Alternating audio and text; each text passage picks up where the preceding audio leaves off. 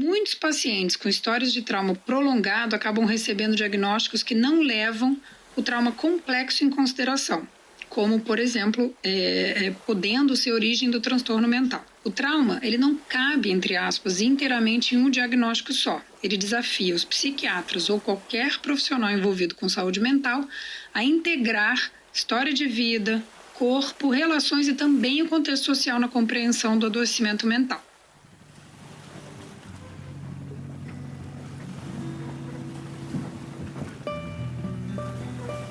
Bem-vindos aos Navegadores, o podcast onde vamos aprender juntos a navegar nos mares da saúde mental. Eu sou Gabriela Viana e vou conduzir nossos papos, que serão sobre saúde mental. Minha jornada nesse tema passa por diferentes áreas de estudo, principalmente a neurociência, saúde mental integrativa e psicologia positiva, mas também teremos diferentes abordagens que fazem parte da minha formação. Se quiser saber mais sobre as minhas áreas de estudo e interesse, dê uma olhada na descrição do podcast nessa plataforma.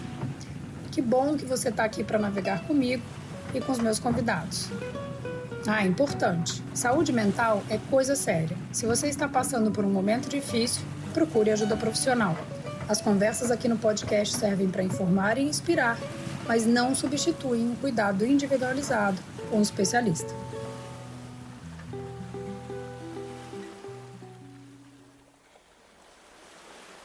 Bem-vindos a um novo episódio dos Navegadores de Saúde Mental. Será que o que você tem é trauma? Bom, entender o funcionamento do trauma é central para compreender o sofrimento psíquico e muitos dos nossos comportamentos ao longo da vida. E nós vamos começar com 3 perguntas. A primeira é: será que o trauma apenas acontece com pessoas que passaram por guerras, abusos e violência extrema? A segunda pergunta é: se você está deprimido, ansioso, vive irritado e tem problemas nos seus relacionamentos, será que isso tem alguma relação com algo que você viveu e não pôde processar? E a terceira pergunta é: o trauma é apenas um acontecimento que ficou isolado no passado ou uma experiência que de alguma maneira pode permanecer ativa no presente, mesmo que de uma maneira não totalmente consciente? Nós vamos responder essas e outras perguntas, passando através da evolução da visão sobre o trauma em diferentes áreas da saúde mental. Como é que a neurologia, a psiquiatria e a psicologia foram explorando e conhecendo o que é trauma ao longo de vários anos. E claro, depois de entender melhor o que é e como funciona o trauma, também vamos falar de terapias reconhecidas para o tratamento. Então vamos lá? A origem do trauma. A palavra vem do grego significando ferida ou dor. A palavra trauma era um termo usado apenas para danos físicos. Você provavelmente já viu um setor de traumatologia no hospital, mas passou a ser utilizado na psicologia e psiquiatria para descrever uma ferida, na mente ou na psique, gerada por eventos intensos e avassaladores. É uma ruptura ou ferida com efração, ou seja, quebra de continuidade. E nós podemos chamar essa continuidade de inteireza quando a gente está se referindo ao ser. O trauma como processo existe desde sempre, mas a compreensão do seu funcionamento começa com Jean-Martin Charcot, que foi um neurologista francês, nascido em Paris lá em 1825, e reconhecido como o principal responsável por introduzir o trauma no campo da neurologia e abrir o caminho para sua compreensão. Na França, na época de Charcot, havia um hospital em Paris que era muito mais do que um hospital. Era um imenso complexo que reunia mulheres pobres, doentes crônicas, aquelas consideradas incuráveis, epiléticas, histéricas e pacientes psiquiátricas, muitas delas institucionalizadas por décadas. Charcot transformou esse hospital em um dos principais centros mundiais de estudo do sistema nervoso. Suas famosas lições das terças-feiras reuniam médicos, intelectuais e curiosos para observar ao vivo pacientes com paralisias, mulheres ou homens. Nessa época, convulsões, anestesias dos membros sem causa orgânica aparente eram consideradas histerias. E foi com Charcot que a histeria deixou de ser vista como um fingimento ou desvio moral e passou a ser tratada como uma condição neurológica real, ligada a um choque emocional e ao trauma, abrindo caminho para a noção moderna de um trauma psíquico. Porque a histeria até então era um distúrbio ligado quase que exclusivamente ao corpo feminino, especialmente ao útero, um problema moral, religioso ou de caráter, uma condição suspeita de simulação ou exagero, ou um fenômeno sem base neurológica clara. Essas foram as visões da histeria ao longo dos anos, não da histeria como nós nos referimos popularmente hoje. Um dos casos que Charcot tratou envolvia um trabalhador que, durante a jornada de trabalho, viu um tronco despencar sobre o seu braço. O impacto não quebrou ossos e não lesionou nenhum nervo, mas o susto foi enorme. Nos dias seguintes, o braço simplesmente deixou de responder. Ele se tornou rígido, inútil, como se estivesse de fato paralisado pelo acidente. Os exames não explicavam nada. E diante de médicos e estudantes na sua terça-feira, Charcot demonstrou que o braço podia ser imobilizado ou liberado por meio da hipnose, revelando que a paralisia não vinha de uma lesão visível ou biológica, mas de uma ruptura no funcionamento do sistema nervoso. Ele chamou isso de lesão dinâmica, um efeito neurológico produzido pelo choque emocional. E para Charcot, esse era o núcleo da histeria, uma doença neurológica legítima em que o trauma não é físico, mas faz o corpo agir como se tivesse sido ferido. O trauma na psiquiatria. O trauma só é incorporado de forma explícita ao campo da psiquiatria nos anos 80. Durante grande parte da história da psiquiatria, o sofrimento ligado a experiências traumáticas era reconhecido, descrito e tratado, mas não possuía um diagnóstico próprio. Ele aparecia diluído em categorias como histeria, neurose traumática, estados dissociativos ou reações de estresse. A situação foi mudar em 1980, com a publicação do DSM-3. O DSM é um manual que reúne critérios usados por profissionais de saúde mental para descrever, classificar e nomear os transtornos mentais. E ele é feito pela APA, Associação de Psiquiatria Americana. E é nesse momento, em 1980, que a psiquiatria reconhece oficialmente o transtorno de estresse pós-traumático, ou PTSD em inglês. Trata-se de algo importante, porque pela primeira vez o manual diagnóstico admite de forma explícita que um evento externo, vivido como ameaça ou violência, pode ser a causa direta de um transtorno mental. A criação dessa categoria diagnóstica está ligada a um contexto histórico, porque foram os veteranos da Guerra do Vietnã, sobreviventes do Holocausto ou vítimas de tortura, violência sexual e desastre que passaram a apresentar quadros clínicos muito semelhantes e que não se encaixavam em nenhuma das categorias diagnósticas existentes.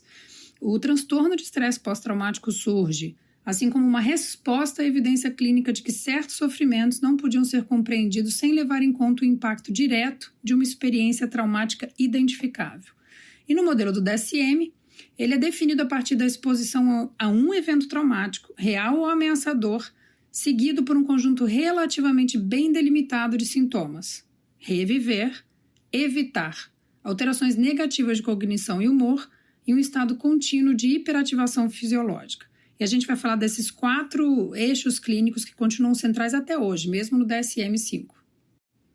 O primeiro eixo central desse diagnóstico é o reviver, ou reexperienciar. O trauma não é lembrado como passado, é como se ele fosse revivido no presente. Isso acontece porque a experiência traumática não foi integrada à memória narrativa. É aquela memória que permite dizer, bom, isso aconteceu comigo naquela época e acabou.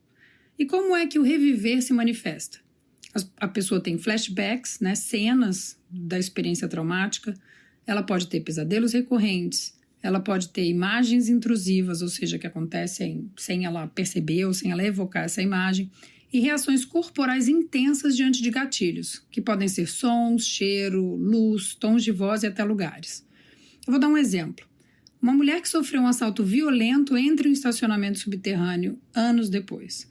Pode ser que o cheiro de óleo e o som de passos ecoando façam seu corpo reagir imediatamente. O coração dispara, as mãos suam, a sua visão fica estreita. Ela não está pensando no assalto, às vezes ela nem vai lembrar do assalto, mas o corpo age como se o evento estivesse acontecendo de novo. Ou até se ela estiver em outro contexto, em outros lugares, e alguns sinais lembrarem ao sistema nervoso dela, ativarem o sistema nervoso dela, ela vai ter as mesmas reações de como se o evento estivesse efetivamente acontecendo. Esse fenômeno foi crucial para diferenciar a síndrome do estresse pós-traumático de outros transtornos de ansiedade. Ele não se trata de um medo difuso, mas de um retorno compulsivo de uma experiência traumática. Depois nós temos a evitação. A evitação é uma tentativa do psiquismo de não entrar em contato com aquilo que desorganiza. Se reviver alguma situação intensa, uma experiência traumática é intrusivo demais, evitar passa a ser uma estratégia de sobrevivência. E a evitação se manifesta em evitar lugares, pessoas ou situações associadas ao trauma, evitar conversas, pensamentos ou emoções ligadas ao evento. Também pode acontecer um entorpecimento emocional e um retraimento social. Por exemplo, um veterano de guerra costuma evitar não apenas fogos de artifício, obviamente porque lembram, os barulhos da guerra, mas também encontros familiares, celebrações e até vínculos afetivos mais profundos. Porque não é apenas o barulho que assusta, é o risco de sentir algo que ele não consegue regular, assim como foi a experiência traumática de guerra. A evitação mostra que o trauma produz, inclusive, um apagamento seletivo da vida emocional da pessoa. Alterações negativas de cognição e humor. O trauma reorganiza a forma de ver a si mesmo, os outros e o mundo. E não se trata de uma crença racional, mas de algo emocional e profundo que surge a partir de uma experiência traumática. Como é que ele pode se manifestar? Uma culpa persistente, tudo é culpa sua, a culpa foi minha, vergonha, sensação de alienação, dificuldade de sentir prazer ou proximidade com outras pessoas e crenças muito rígidas. O mundo é perigoso, eu não posso confiar em ninguém, ou eu sou fraco. Isso é muito comum em pessoas que sofreram abuso na infância porque crescem com uma sensação difusa de defeito interno. E mesmo em contextos seguros, interpreta pequenos conflitos como prova de que não é digna de cuidado. O trauma, ele não gera apenas um medo difuso, ele impacta negativamente o senso de identidade e pertencimento da pessoa. E o quarto pilar é o estado contínuo de hiperativação do corpo, no qual o sistema nervoso permanece em estado de alerta mesmo quando não há perigo real. Lembrando que o corpo está reagindo antes mesmo que a mente consiga avaliar racionalmente a situação.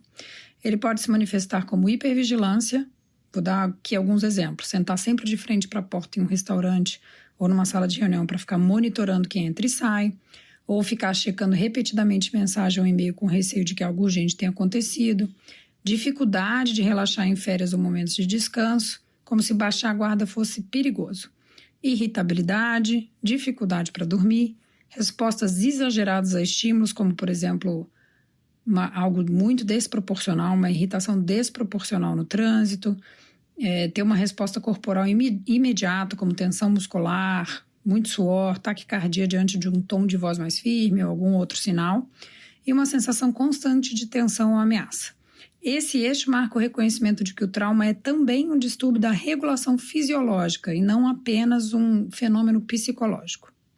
Esses 4 eixos que eu citei se articulam, porque as características não funcionam apenas isoladamente, elas podem formar um circuito fechado. O trauma retorna, que é reviver, o sujeito tenta escapar, que é a evitação que eu citei, e isso empobrece a vida emocional e a identidade, que são as alterações de cognição e humor que vão impactar também as relações, enquanto o corpo permanece em alerta constante, ou seja, em hiperativação fisiológica. O que falta na psiquiatria? O conceito de trauma complexo. Apesar de explorar diferentes impactos do trauma, o critério diagnóstico do DSM ainda assim é limitado, porque o modelo de transtorno de estresse pós-traumático privilegia eventos extremos, pontuais e claramente identificáveis, como uma guerra, um acidente grave, uma violência explícita ou um abuso que a vítima consegue lembrar e identificar especificamente.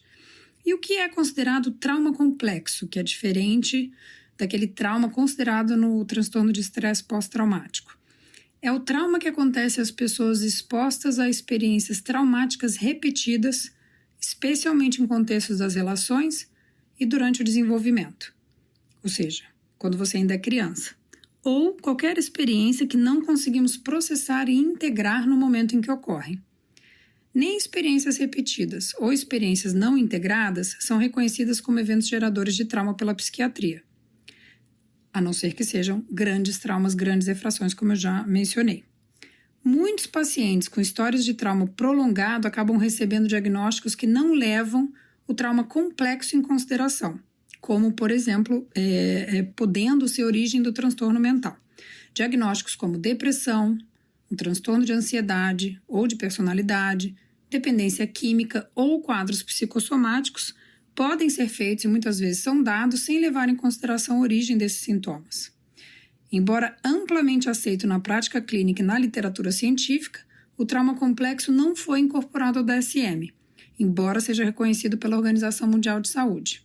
Assim, embora o diagnóstico de síndrome do estresse pós-traumático possa representar um avanço, que aconteceu lá nos anos 80, a gente tem limites do modelo classificatório psiquiátrico para tratar trauma.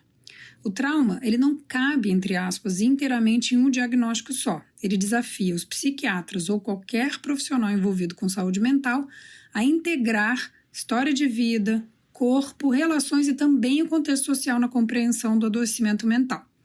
Então, quando em uma consulta psiquiátrica nada da sua história ou contexto familiar ou social é sequer perguntado, apenas os sintomas estão sendo levados em consideração, e não a origem ou a estrutura que gera esses sintomas.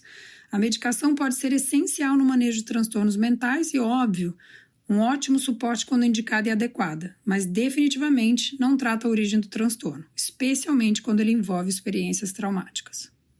O trauma na psicologia. A história do trauma na psicologia não é linear nem consensual e se constrói por deslocamentos sucessivos, do corpo para a mente, como vimos, por exemplo, em Charcot, do evento causador para a memória, da memória para as relações e, mais recentemente, das relações para o sistema nervoso e para o contexto social. Na psicologia, o trauma deixa de ser entendido como um único evento traumático e passa a ser reconhecido como um processo complexo e que vai envolver o corpo, a mente, a linguagem, as relações e o contexto. Mas existe algo fundamental que vai unir todas as visões que eu vou falar adiante. E esse algo fundamental é, quando a experiência não pode ser integrada, ela não desaparece, ela continua agindo. Pierre Janet é amplamente reconhecido como o primeiro a formular o conceito de trauma psicológico. Diferentemente das leituras médicas da sua época, que buscavam lesões orgânicas visíveis, Janet descreveu o trauma como um fenômeno da consciência, uma experiência tão intensa que não pôde ser integrada aos processos normais de percepção, memória e narrativa do sujeito, mesmo que não produza os mesmos sintomas que Charcot, de quem eu falei lá no início do episódio, identificou como as tais paralisias. Para Janet, quando a capacidade de síntese psíquica é ultrapassada, a experiência traumática não é elaborada como uma lembrança autobiográfica. Ela permanece separada do fluxo da consciência, funcionando como uma espécie de fragmento ativo que continua a influenciar pensamentos, emoções e comportamentos. O trauma, portanto, para quem foi traumatizado, não é algo que já passou, mas algo que continua acontecendo de forma desorganizada no presente. E é nesse contexto que ele introduz o conceito de dissociação. A dissociação não é vista como um mecanismo patológico em si, mas como uma resposta adaptativa diante do insuportável, diante de uma experiência muito intensa para que a gente possa processar. Parte da experiência, como sensações, emoções, imagens, se separam da consciência integrada para que o indivíduo sobreviva, para continuar funcionando. O preço dessa adaptação é que essas partes dissociadas retornam mais tarde de forma intrusiva, automática e não voluntária, ou seja, a gente não está pedindo para ter aquela reação. Janet também descreve os automatismos psicológicos, ações e reações emocionais, estados do corpo e até comportamentos que vão emergir sem controle consciente. É como se a pessoa tivesse tomada por algo que não consegue dominar.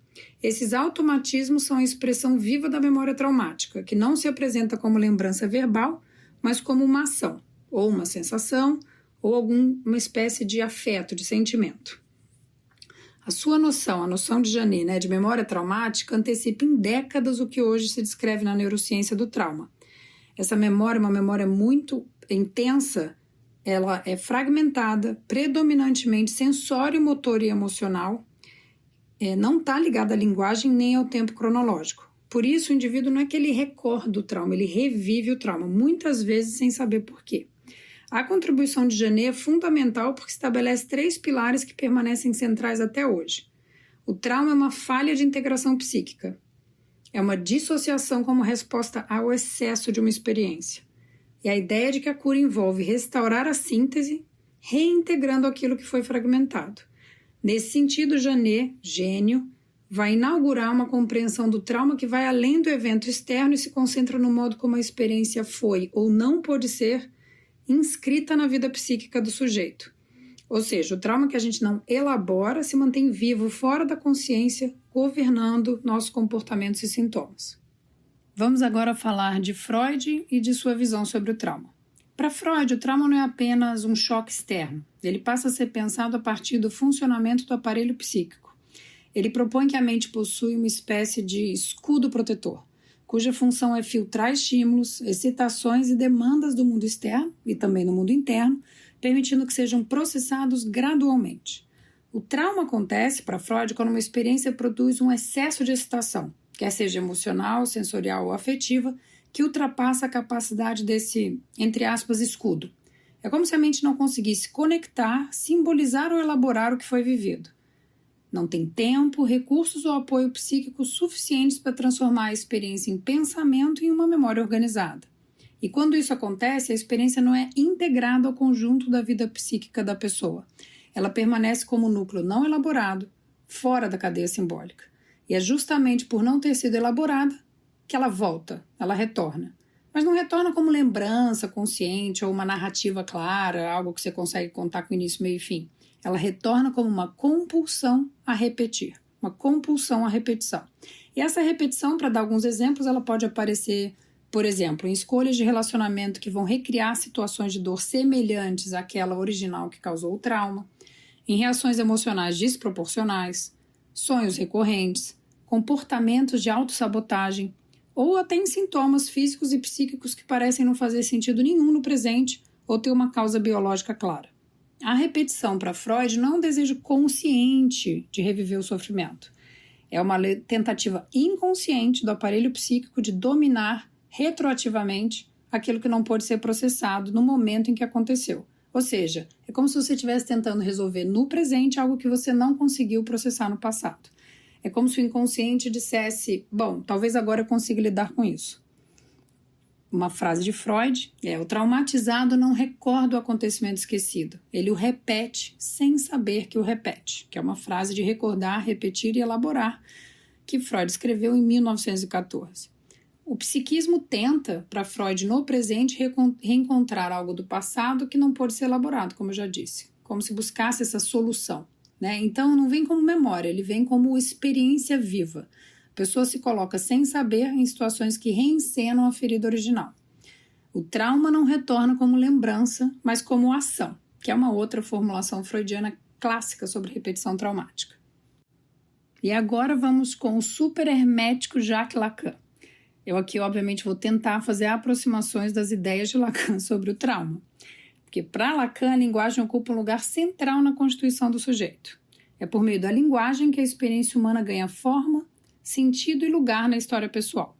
Uma frase também de Lacan: nós somos sujeitos da linguagem. Para Lacan, simbolizar não é apenas colocar em palavras, mas inscrever uma experiência na ordem simbólica, ou seja, torná-la comunicável, pensável, passível de elaboração psíquica. Aquilo que é simbolizado pode ser lembrado, pode ser esquecido, reinterpretado e integrado à narrativa do sujeito.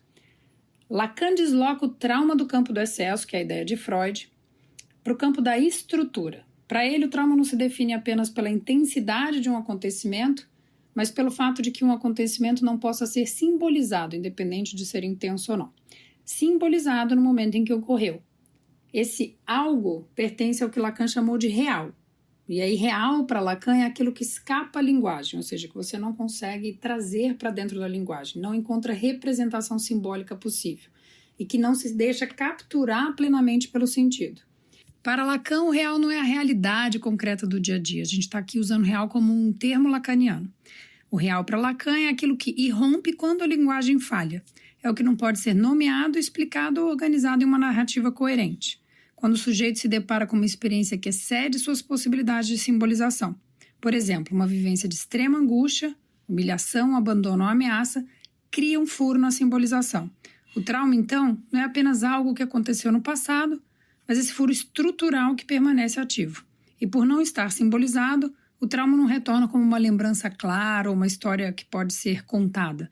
Ele retorna como uma repetição do real. Reações automáticas, afetos intensos, reações intensas, sintomas, impasses que se impõem ao sujeito sem que ele saiba exatamente de onde vem. Algo insiste sem palavras e sem explicação consciente, como se a experiência continuasse a se apresentar no presente. Vamos pensar aqui num exemplo juntos. Imagine uma criança que em um momento de intensa humilhação ou de rejeição não entende o que está acontecendo e nem tem recurso para nomear a experiência. Ninguém explica ou acolhe ou ajuda a dar sentido àquilo que foi vivido. Anos depois, já adulta, essa pessoa sente um desconforto intenso sempre que é contrariada ou exposta em público. Ela não consegue explicar exatamente por quê. Às vezes vai reagir com raiva, vai se calar, vai começar a evitar qualquer situação que possa, né, ter esse mesmo resultado, situações semelhantes. Ela não está lembrando conscientemente de episódio nenhum na infância, mas algo daquela experiência retorna toda vez que ela se vê em uma posição parecida. E para Lacan, esse retorno não é uma memória, mas a repetição de algo que não pôde ser simbolizado na época em que aconteceu. E continua aparecendo no presente como uma reação automática, sem nome, fora da narrativa. E nesse sentido, para Lacan, o trabalho clínico não consiste em recordar fatos, mas sim em criar condições que algo do real possa ser simbolizado, ainda que nunca totalmente. O trauma não se apaga, aquele furo simbólico permanece, mas ele pode deixar de se repetir de forma cega, quando encontra algum lugar na linguagem e na estrutura psíquica do sujeito. Bowlby e Winnicott, que eu meio que juntei aqui, embora obviamente haja diferenças que eu vou tentar distinguir aqui um do outro. Com John Bowlby, a compreensão do trauma se desloca dos grandes acontecimentos isolados para o campo das relações precoces. Na teoria do apego, que é a teoria de Bowlby, ele mostra que o ser humano nasce biologicamente programado para buscar proximidade, proteção e previsibilidade em figuras cuidadoras. Quando essas necessidades não são atendidas de forma bem consistente, quer seja por ausência, rejeição, instabilidade emocional dos pais ou imprevisibilidade, não saber como o pai ou a mãe vão reagir, a criança perde aquilo que ele chamou de base segura. Essa perda não exige um evento dramático nem violento. Ela pode ocorrer de maneira silenciosa, repetida ao longo do tempo.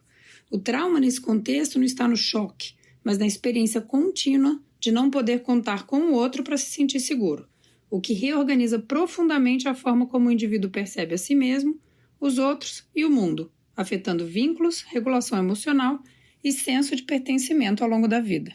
Então veja que Bowlby já vem aqui com a ideia de que não é preciso algo terrivelmente extremo na sua vida para que você tenha algum impacto de trauma. Winnicott vai aprofundar essa perspectiva das relações ao olhar para o ambiente emocional em que a criança se desenvolve. Para Winnicott, a saúde psíquica depende de um ambiente suficientemente bom. Não precisa ser perfeito, mas precisa ser estável, previsível e responsivo às necessidades da criança. Quando esse ambiente falha de maneira repetida, a criança precisa se adaptar muito precocemente para preservar esse vínculo. Surge então o falso self, uma forma de ser construída para agradar, se ajustar e não causar problemas, enquanto o self verdadeiro, que é aquele espontâneo, criativo e autêntico, vai sendo silenciado. Isso é muito óbvio de imaginar. Para a criança é muito importante manter um vínculo com a mãe, com o pai, com o cuidador essencial. Se nessa relação algo é muito difícil, quem vai tender a se adaptar é a criança, porque ela precisa manter aquele vínculo. Ela precisa, inclusive, biologicamente, As crianças dependem dos seus cuidadores para sobreviver. Então, nesse sentido, o trauma não se define para Winnicott apenas pelo que aconteceu, mas também pelo que não pôde acontecer. O acolhimento, uma resposta emocional, a presença dos cuidadores. Ao longo da vida, essa adaptação muito precoce vai se manifestar como sensação de vazio, cansaço emocional e dificuldade de sentir autenticidade, que são as marcas de um desenvolvimento organizado em torno da sobrevivência e não da espontaneidade. Ou seja, você vai realmente criando um self adaptado a um contexto que não é um contexto suficientemente bom. Aqui a gente já começa a ver que o conceito de trauma começa lá com um grande evento, depois ele passa para uma questão mais persistente e a gente agora está voltando lá no desenvolvimento. Então a gente já começa realmente a entender o trauma de uma forma muito mais ampla. A teoria polivagal de Stephen Porges. Stephen Porges propõe a teoria polivagal como um modelo neurofisiológico para explicar como o sistema nervoso humano responde à segurança e à ameaça, especialmente em contextos relacionais. Porges desloca a pergunta tradicional, por que essa pessoa reage assim? Para uma pergunta mais fundamental, em que estado de segurança ou perigo o sistema nervoso dessa pessoa está operando neste momento? A resposta ao trauma, nesse modelo, no modelo de Porges, não é uma escolha consciente nem um traço de personalidade, mas uma adaptação automática do organismo. A teoria parte da ideia de que o sistema nervoso não funciona apenas em polos simples, como calmo ou estressado. Ele opera em 3 estados principais, organizados de forma evolutiva, e que vão entrar em ação automaticamente antes de você sequer pensar, de qualquer pensamento consciente. Esses estados não são patológicos, eles são estratégias de sobrevivência. E o problema surge quando o organismo fica aprisionado em algum desses 3 estágios. O circuito mais antigo é o vago dorsal, associado ao colapso e ao congelamento. Ele entra em ação em situações de ameaça extrema, quando não há possibilidade nem de luta, nem de fuga. Nesse estado, a pessoa pode sentir desligamento, apatia, entorpecimento emocional e cansaço profundo, ou dificuldade de sentir prazer ou conexão, uma sensação subjetiva de sumir ou desligar. O sistema nervoso reduz as suas funções para poder sobreviver. O segundo circuito é o simpático, ligado à mobilização, que é a luta ou fuga. É o estado mais reconhecido socialmente como o estado de estresse. Ele se manifesta por ansiedade, irritabilidade, hipervigilância, taquicardia, tensão, dificuldade de relaxar, de dormir. Aqui o corpo está preparado para agir, para reagir, para se defender. Em contextos traumáticos, esse estado pode se tornar crônico, fazendo com que a pessoa viva como se o perigo estivesse sempre iminente. O terceiro circuito, mais recente do ponto de vista evolutivo e é exclusivamente mamífero, é o vago ventral, associado à segurança, à conexão e à regulação emocional. É nesse estado que nos sentimos calmos, com energia, capazes de formar vínculos, empatia, curiosidade, é quando a gente está brincando, é a criatividade, e é também o estado que permite comunicação, aprendizado e reflexão. É esse circuito que permite regulação emocional. O conceito central da teoria do Stephen é o de neurocepção. O sistema nervoso avalia continuamente se o ambiente é seguro ou ameaçador, mas ele faz isso sem passar pela consciência. Essa avaliação acontece a partir de sinais bem sutis, o tom de voz, a expressão facial, a postura corporal, um ritmo. Isso explica por que alguém pode reagir em pânico, sem saber por quê. E por que certos tons de voz ou olhares disparam reações intensas e por que o corpo reage antes mesmo que a pessoa consiga pensar ou se tranquilizar racionalmente. É como se você estivesse no trânsito e ao menor sinal de perigo ou batida, você sente seu corpo todo reagir muito antes de sequer absorver aquela informação. No trauma, a neurocepção torna-se hipersensível e detecta a ameaça mesmo em contexto objetivamente seguro. Então, sob a lente dessa teoria, o trauma não é apenas uma memória dolorosa, mas um aprisionamento em estados defensivos do seu corpo. É a perda de acesso consistente ao circuito de segurança e conexão. O sistema nervoso aprende que não é seguro relaxar e passa a operar como se o perigo nunca tivesse terminado. Essa perspectiva também vai esclarecer as limitações de abordagens que se apoiam exclusivamente na fala e na mobilização do seu cognitivo no tratamento do trauma. Em estado de luta, fuga ou congelamento, o cérebro responsável por linguagem, reflexão e insight está menos acessível. Por isso não adianta muito ficar no pense diferente ou buscando reflexões e insights quando a gente está falando do trauma.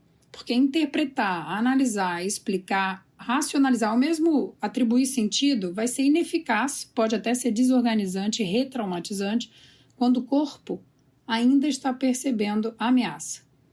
Muitos profissionais de diferentes formações observam que o paciente pode compreender intelectualmente o que aconteceu, pode reconhecer padrões, pode nomear emoções sem que isso produza alívio ou uma mudança concreta de comportamento, de situação, de maneira de operar na vida. E daí emerge um princípio central compartilhado por várias abordagens contemporâneas em relação ao trauma. A regulação emocional, ela precede o insight. Ou seja, a gente precisa trabalhar o corpo e o sistema nervoso, fazê-los retornar a um estado de segurança relativa para que a fala, para que a reflexão e para que o significado se tornem acessíveis. E nesse ponto o entendimento deixa de ser apenas intelectual, e aí você pode integrar a experiência e abrir espaço para transformações reais e sustentáveis. O trauma como uma função das relações. O trauma, como aponta o médico e pensador do trauma Gabor Maté, não é definido apenas pelo evento em si, pelo evento traumático, mas pela experiência interna que se forma quando não há suporte suficiente para metabolizar o que foi vivido. Diante de uma experiência de dor, ameaça ou estresse, o trauma surge quando o organismo precisa lidar sozinho com emoções intensas, ou seja, está além da nossa capacidade de processar. E não é apenas uma ferida psíquica, é também neurobiológica. Então, diante de uma experiência muito forte, muito difícil de processar, acima da nossa capacidade, o nosso sistema nervoso é ativado. O corpo entra em estado de alerta, mas na ausência de acolhimento, aquela ativação não encontra regulação. Ou seja, às vezes quando uma coisa é muito acima da nossa capacidade de processar, o que poderia ter sido uma experiência difícil vai se tornar, eventualmente, uma experiência realmente desorganizadora. Vou dar um exemplo besta. Quando uma criança muito pequena cai e rala o joelho, aquilo não vai ser nada grave nem traumático quando a gente pega essa criança no colo e acolhe. Essa criança diz, passou, olha que lindo salto, na verdade você estava tentando voar, que maravilha, etc e tal. Então, para manter, se a gente parte desse princípio, o trauma é essencialmente relacional. Ele não emerge apenas do que aconteceu, mas no que faltou no vínculo essencial com nossos cuidadores essenciais, seja presença, segurança ou validação emocional. Especialmente na infância, quando a gente depende radicalmente dessa relação para sobreviver, o que está em jogo não é apenas a dor, mas pertencer.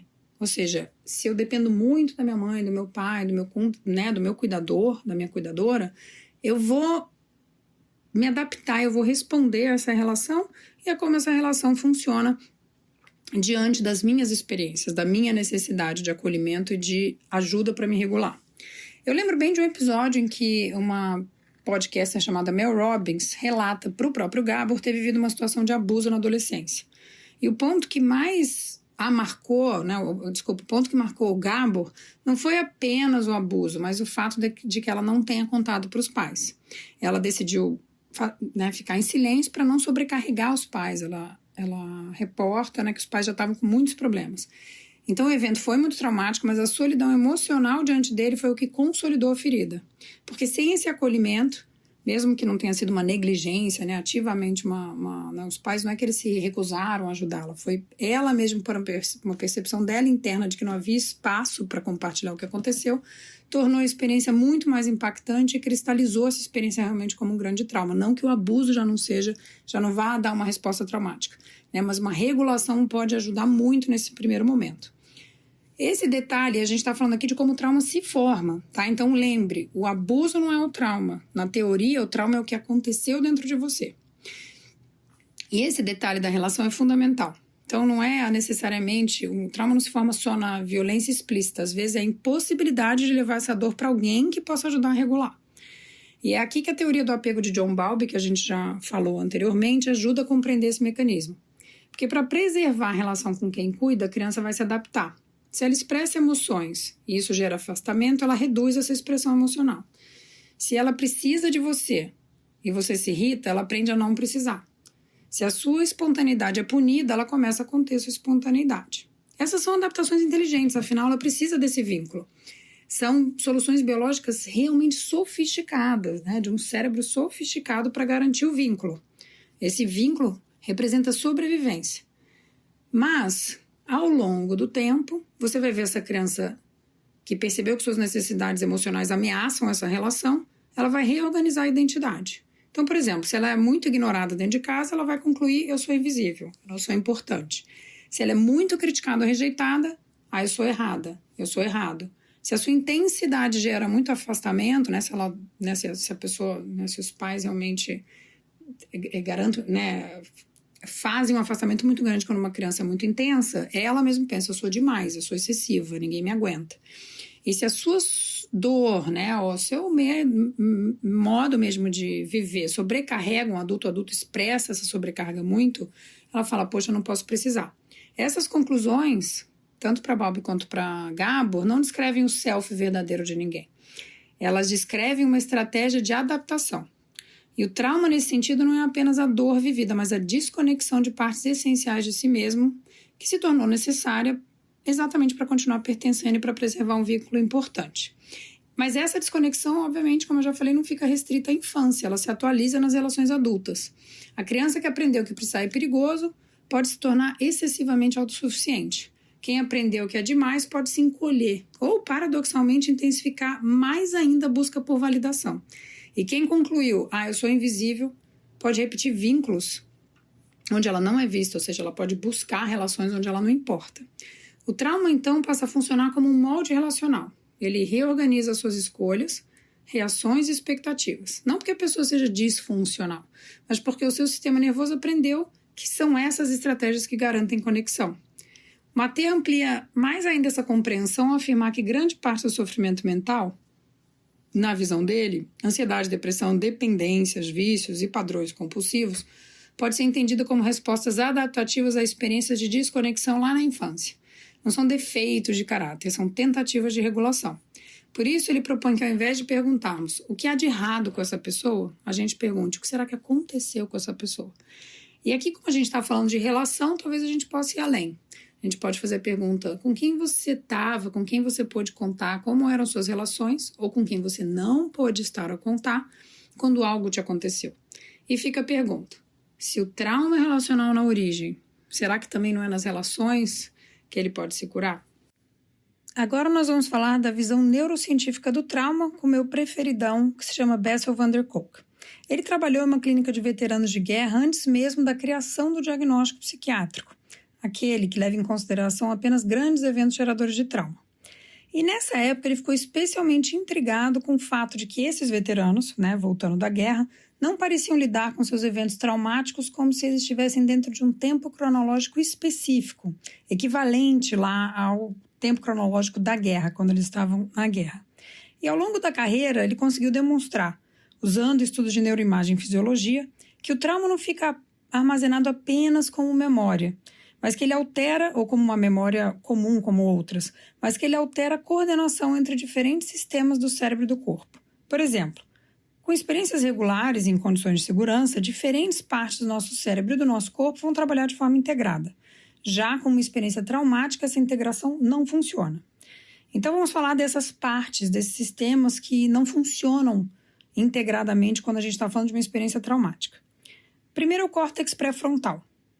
E essa é a parte do nosso cérebro responsável por funções como a reflexão, planejamento, linguagem, controlar o impulso, mas veja bem, também pela capacidade de perceber que algo pertence ao passado, que aconteceu.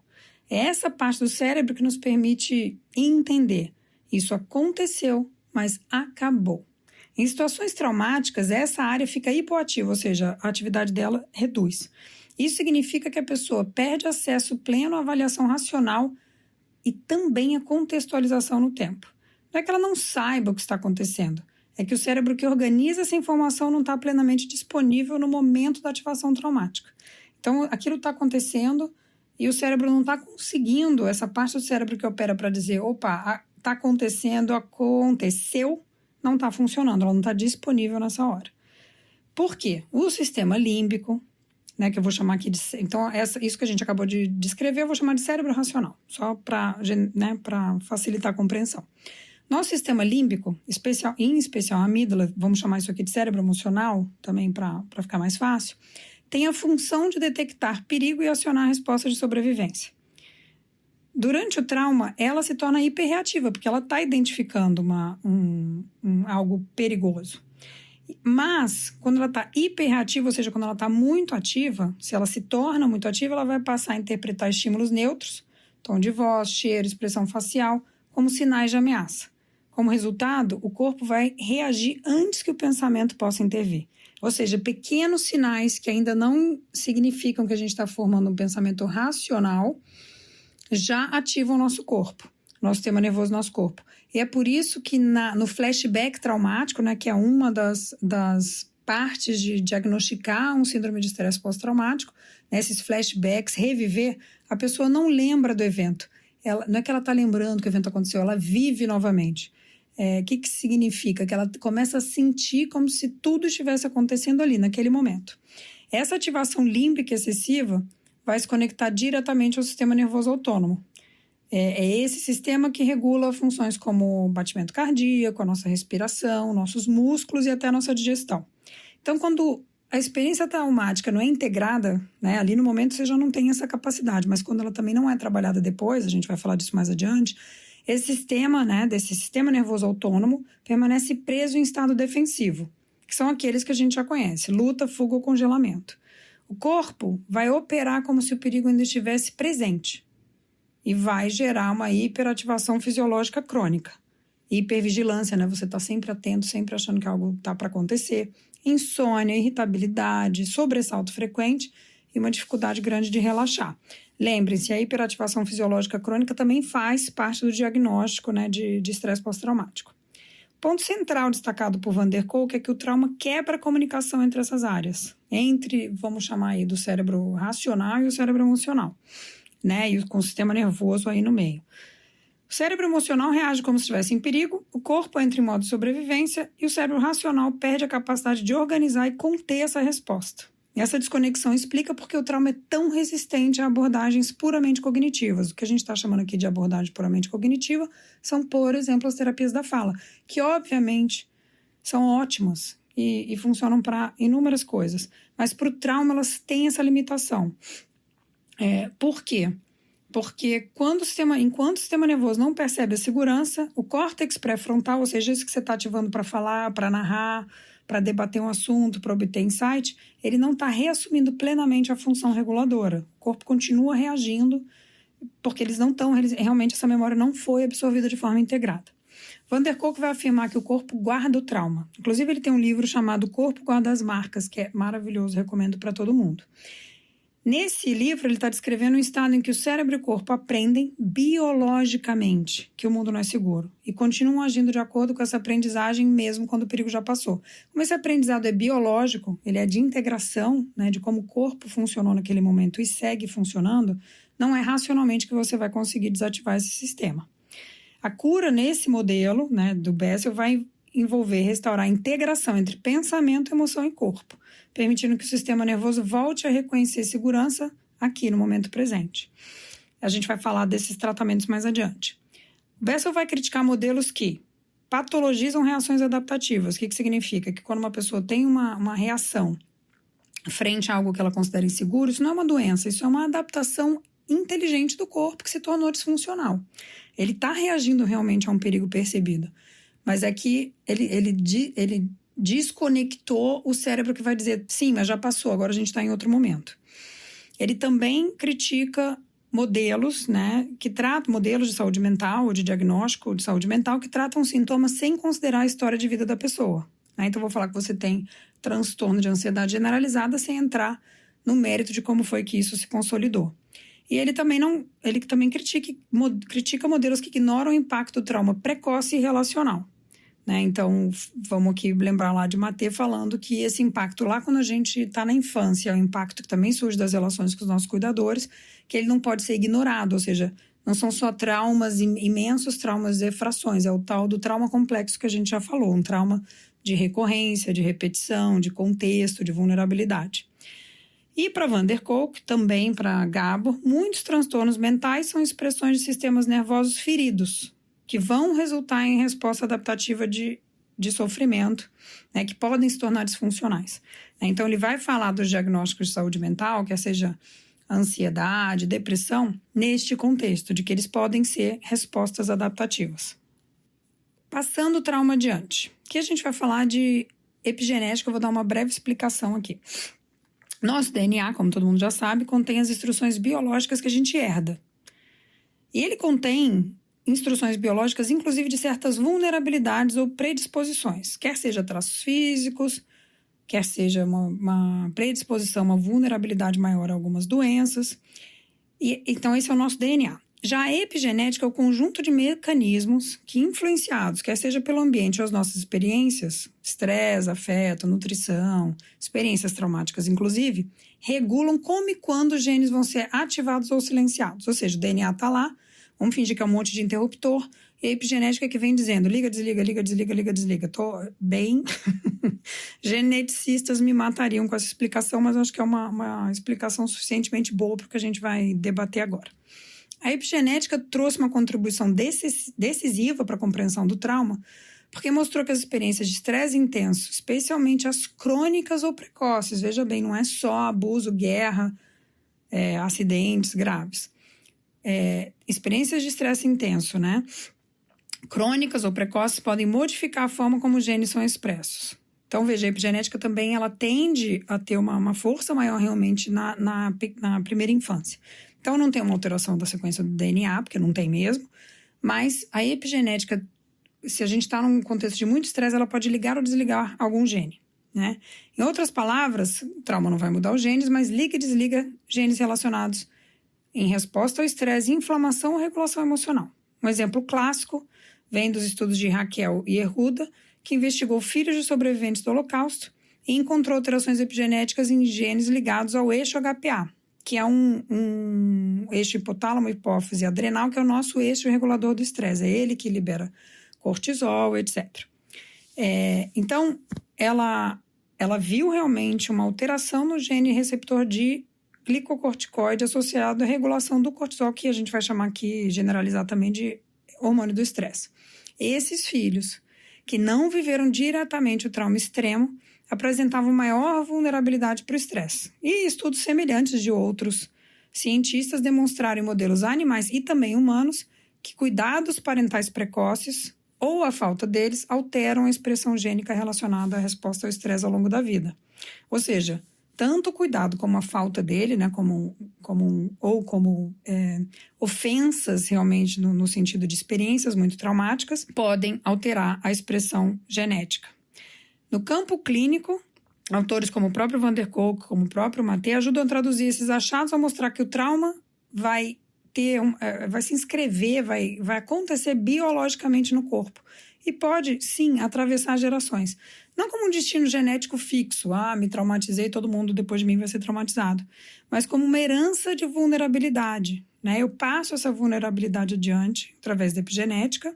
Porém, eu passo esse traço adiante, mas um ambiente seguro, vínculo reparador, intervenção podem, ao longo do tempo, reverter ou atenuar essas marcas. Então, tanto a gente pode ter uma maior vulnerabilidade, como a gente pode também ter proteção a depender do contexto.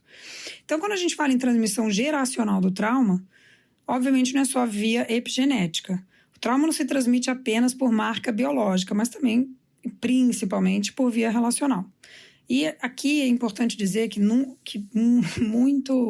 nada frequentemente é um ato deliberado dos cuidadores, né? Não é algo que a gente faz de propósito, quero traumatizar. Mas pode ser um padrão invisível, né? Incorporado ao cotidiano. O trauma vai se transmitir menos pelo que a gente diz e mais pelo que a gente encarna sem perceber, né? O nosso modo de estar no mundo, de reagir ao estresse nós mesmos, se a gente se ausenta emocionalmente, se a gente regula ou não nossa própria emoção. Então, essa relação também vai transmitir muito, né, ou vai contribuir muito, positivamente ou negativamente, para o trauma precoce e relacional. Então, como já disse, Matei e vou repetir, não é apenas o que nos aconteceu e o que nos impacta individualmente. É também aquilo que não está sendo cuidado, né, que continua acontecendo através da gente. Se eu tive uma experiência traumática, uma infância com questões traumáticas e eu não trato disso, eu estou passando na relação também adiante para os meus filhos, né? As crianças não vão aprender apenas com palavras ou regras explícitas, mas observando a gente, né? Como é que a gente lida com frustração, se a gente está presente ou não, como é que a gente lida com conflito, com o nosso próprio cansaço, com os nossos afetos. É através da gente que a criança aprende o que é seguro sentir, o que ela consegue suportar, não, o que precisa ser reprimido, e quando o vínculo com a gente está ou não disponível. Então, a negligência emocional, aqui é importante dizer que tem uma visão hoje de que a negligência, ou seja, a nossa ausência, a falta da presença, e a nossa não estarmos disponíveis emocionalmente, quando a gente está muito absorvido pelo trabalho, pelo estresse ou pelas nossas próprias dores, isso também é profundamente desorganizador, porque muitas vezes a gente acha que o trauma é a gente espancar um filho, ser violento, ser abusivo com as palavras, né, no discurso ou fisicamente. Mas a negligência também é traumática. Então, e também muito importante e interessante aqui para cá, por exemplo, a permissividade excessiva, ou seja, quando a gente não põe limite claro, como a gente não ajuda na contenção emocional, também pode ser muito prejudicial. Às vezes, mais do que a rigidez. Nenhuma criança precisa de pais perfeitos. O que as crianças precisam é de adultos presentes, regulados e confiáveis, ou seja, ela entende que resposta que ela vai ter daquela relação. A ausência de limites pode comunicar abandono, a ausência de presença pode comunicar desinteresse e uma rigidez extrema uma ameaça para o vínculo. Nenhum desses cenários precisa envolver violência explícita para produzir trauma complexo. Então, visitando aqui um comportamento muito presente entre todos nós, Muitas vezes a gente escolhe ser extremamente necessário no trabalho, por exemplo, vou dar um exemplo. A gente busca validação no mundo exterior e a gente trata nossos vínculos familiares como algo que é garantido. Não, ali eu não preciso investir tanto tempo, eu preciso ser validado aqui.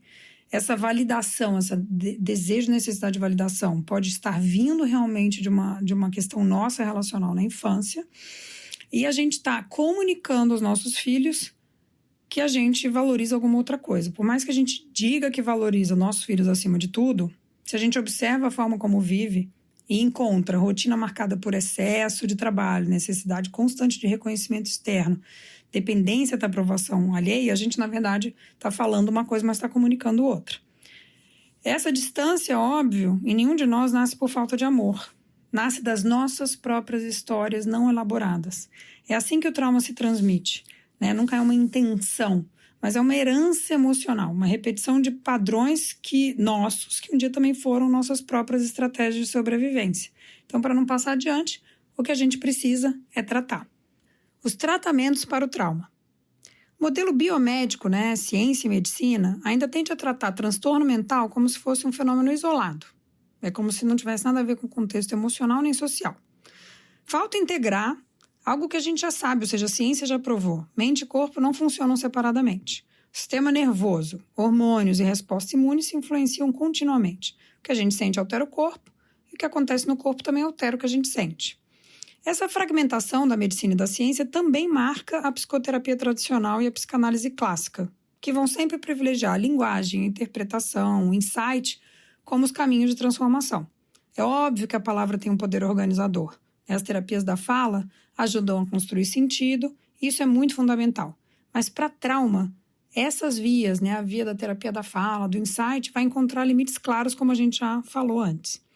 Experiências traumáticas muitas vezes não estão registradas como histórias coerentes, que podem ser contadas, analisadas, receberem significado. Elas vão ficar armazenadas no corpo, como respostas automáticas, padrões persistentes de ativação do sistema nervoso. E, como a gente já falou, o corpo vai reagir antes que a mente consiga sequer explicar. Então, esse organismo em alerta, impede a capacidade de simbolizar e refletir, de forma mais integral, mais coerente. Nesses casos, um trabalho exclusivamente verbal pode não alcançar o núcleo do sofrimento. E a gente também tem que combinar, voltando lá em medicina e ciência, que a medicação pode ser muito importante para um tratamento, mas ela não é o tratamento, ela é parte do tratamento. A terapia da fala, em algumas situações, pode até reativar a experiência sem oferecer nenhuma regulação. E a medicação pode ajudar, a transitar, mas também não vai trabalhar na origem. Isso não vai diminuir a importância nem da medicação e nem da escuta, nem da construção de significado. Significa apenas que, para trauma, uma regulação fisiológica e segurança relacional precisam vir antes ou caminhar junto com uma elaboração simbólica. E se o trauma é vivido no corpo e na relação, os tratamentos precisam também levar em consideração esses dois pilares. Então, vamos falar dos tratamentos disponíveis? A maior parte das terapias que eu vou mencionar parte de uma premissa comum. O problema não é apenas a lembrança, mas a forma como ela foi armazenada no nosso organismo. Quando uma experiência é avassaladora e não há regulação suficiente, ela não é integrada como uma memória autobiográfica comum, como a gente já falou. Ela fica registrada com alta carga emocional e fisiológica. O cérebro de sobrevivência permanece em alerta, o corpo reage como se o perigo ainda estivesse presente e a experiência não é codificada plenamente como passado, já aconteceu. Integrar significa permitir que os diferentes sistemas, nossas redes de memória, nossos circuitos emocionais e a nossa ativação do sistema nervoso volte a funcionar de maneira coordenada. A gente vai ajudar o organismo a reconhecer aquilo aconteceu, mas não está acontecendo agora. E nesse processo, alguma outra coisa importante acontece. A valência emocional da memória se transforma. Valência é o peso afetivo que uma experiência carrega. Uma memória traumática costuma ter valência fortemente negativa. Vai estar sempre associada a medo, vergonha, impotência ou ameaça. E lembra, essa memória não acontece apenas como uma lembrança, uma memória, ela é revivida. O trabalho terapêutico ou os trabalhos terapêuticos que eu vou mencionar buscam reduzir essa valência. A lembrança vai permanecer, mas ela deixa de disparar a mesma resposta automática. A valência pode se tornar neutra, foi difícil, mas passou, ou até, quem sabe, adquirir um sentido diferente, quando a pessoa integra aprendizado, força ou significado à experiência. E, obviamente, a gente não está aqui tentando romantizar nenhum trauma, mas permitir que ele deixe de comandar o presente. Em outras palavras, a gente quer transformar uma memória que está aprisionando a pessoa em uma memória que pode ser lembrada sem desorganizar a pessoa totalmente. E é com essa lógica que as principais abordagens que a gente vai ver operam. A primeira terapia que eu vou mencionar é o EMDR, Eye Movement Desensitization and Reprocessing, reprocessamento e dessensibilização de memórias através do movimento ocular. Como é que funciona? Vai ser feito por um terapeuta especializado, pode ser feito em consultório, mas também tem gente que faz online. E como é que vai acontecer? A pessoa vai acessar uma memória, uma sensação corporal ou uma emoção associada ao trauma e não vai precisar narrar longamente a história. Enquanto isso, o terapeuta vai conduzir uma estimulação bilateral alternada, que vai poder ocorrer por movimento ocular, você vai seguir uma luz ou um dedo do terapeuta, com tapping, que você vai dar toques alternados nas mãos, nos joelhos ou nos ombros, ou sons alternados em cada ouvido. Na verdade, tem todo um processo, eu estou resumindo aqui, tá? Essa bilateralidade, ou seja, todas essas 3 tipos de técnica que podem acontecer, quer seja através do olho, do tapping ou do som, ela vai ativar os 2 hemisférios cerebrais de forma rítmica e vai favorecer a integração da memória traumática. Então, a lembrança vai permanecer, mas vai perder a carga emocional e fisiológica. Entre as sessões também podem ser ensinadas técnicas simples de autorregulação, mas o principal trabalho acontece através desse reprocessamento. Tá? E você está vendo que é uma abordagem que não é realmente terapia da fala nem tentativa de insight. É uma tentativa de fazer o cérebro e o corpo integrarem de novo essa memória. A segunda que eu vou mencionar é uma derivada do EMDR, chama Brain Spotting. Foi criada pelo David Grand. É realizado em consultório com terapeuta treinado. Essa técnica parte da observação de que a posição do olhar se conecta a redes neurais profundas. O terapeuta vai ajudar a localizar um ponto específico no seu campo visual que ativa essa resposta traumática. A pessoa vai permanecer nesse campo visual enquanto o sistema nervoso processa essa experiência. Pode ou não haver, mas normalmente tem uma estimulação bilateral adicional. O método não é muito diretivo, é bem neurofisiológico. Tanto aqui para Brain Spotting como a EMDR ou qualquer outro, eu vou colocar as referências científicas dos artigos na descrição do episódio. A terceira que eu vou mencionar é terapia cognitivo-comportamental focada em trauma, o TCC de exposição prolongada. Edna Foy e colaboradores foram principais desenvolvedores, embora, óbvio, haja várias outras pessoas envolvidas. É feita com um psicólogo especializado em TCC, né, um profissional especializado em TCC. Pode ser feita em consultório, mas tem também muita gente que faz online. As sessões têm toda uma estrutura e elas seguem um plano. A pessoa, estou falando aqui de TCC para trauma, tá? A pessoa vai falar sobre a experiência traumática de forma gradual e segura, vai aprender a identificar pensamentos automáticos ligados ao trauma e vai trabalhar também a diferenciação entre passado e presente. Fora do consultório vai ter uma série de exercícios práticos que podem ser registros de pensamento, vai ter, como é uma terapia de exposição, uma exposição gradual no dia a dia à experiência traumática, técnicas de respiração, técnicas de relaxamento. É uma abordagem bem ativa, tem bastante tarefa entre as sessões. Experiência somática, criada pelo Peter Levine, é também realizada com terapeuta, é mais geralmente realizada em consultório. O foco está no corpo e no sistema nervoso, e não na narrativa detalhada do trauma. A pessoa aprende a perceber sensações físicas sutis, tensão, calor, respiração, e a oscilar entre estados de ativação e segurança, chama pendulação, permitindo contemplar respostas biológicas de defesa que ficaram interrompidas. Então, você vai submetendo o corpo aos 2 polos para ir regulando essa resposta traumática. Internal Family Systems, ou IFS. Como funciona na prática? Também feita através de um terapeuta, são sessões conversacionais, mas bem estruturadas. A pessoa vai aprendendo a reconhecer diferentes partes internas, a que protege, a que critica, a que carrega dor, e a se relacionar com elas a partir de um estado interno de calma e compaixão. O trauma é visto como algo que prendeu partes no passado e, de novo, essas são tentativas, são técnicas para integração que reduz essa carga traumática. Psicoterapia sensório-motora, de Pat Ogden e Janina Fischer, vai integrar também fala e corpo em consultório. O terapeuta vai observar a postura, gesto, padrão de movimento e vai convidar o paciente a experimentar novas respostas corporais. Firmar os pés, grounding, ajustar a respiração, usar os braços, criando experiências corretivas no corpo, O corpo aprendendo que agora pode reagir de forma diferente. Método Insidelic, criado pelo psiquiatra e neurocientista Dr. Diogo Lara. Ele é um método de reprocessamento de memórias baseado em neurociência. E como é que funciona na prática? Ele é realizado por um terapeuta treinado na técnica e consiste de até 5 sessões, com uma sessão inicial chamada imersão, que é a mais longa. Além da condução do terapeuta, o método também tem um grande diferencial, porque usa música e vibração. Através do processo, a pessoa acessa, desestabiliza e cria novos sentidos para memórias difíceis. Isso permite não só insights e alívio, mas também uma mudança de comportamento e uma vida com mais autenticidade. As outras sessões, cada uma das sessões vai ser aplicada para motivos diferentes. E eu vou deixar todas as referências aqui desse método na descrição do nosso episódio. A noção de cura para essa técnica, para o Insidelic, não se reduz à eliminação dos sintomas. A própria palavra cura, neste caso, vai remeter à ideia de inteireza. O trauma é entendido como uma quebra de uma totalidade, de uma inteireza do ser, como eu já mencionei lá no início do episódio. Muitas vezes essa quebra vai estar armazenada no corpo e não apenas na memória consciente. Curar vai envolver se reconectar com o próprio corpo, com as emoções, com a própria história e com relações mais autênticas. O mundo está difícil e mesmo que o mundo não mude rapidamente, a relação do indivíduo com o mundo pode mudar. E isso já vai alterar profundamente o curso do sofrimento.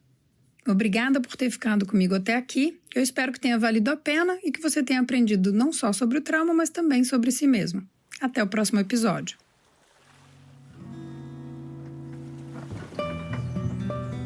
O podcast Os Navegadores da Saúde Mental é uma produção daqui no Caju e nasceu de uma grande paixão minha, a saúde mental. Eu espero que esse episódio tenha tocado você de alguma forma e que possamos seguir juntos com vários papos que nos ajudem a navegar por esse mar que é complexo, mas que é cheio de caminhos, saídas e lindas rotas. Eu sou a Gabriela Viana e te espero no próximo episódio. Até lá!